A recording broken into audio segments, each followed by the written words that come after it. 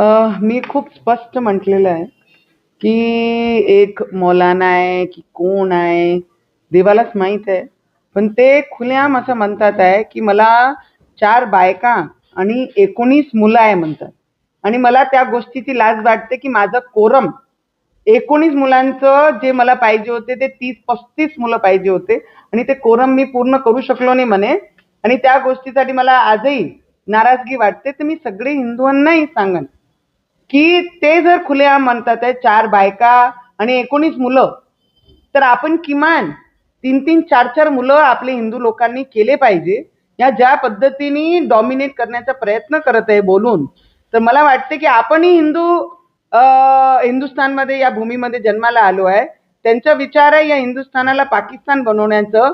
एवढे संख्याने पोरं मुलं पैदा करून तर आपण एक एक मुलांवर का संतुष्टी करत आहे?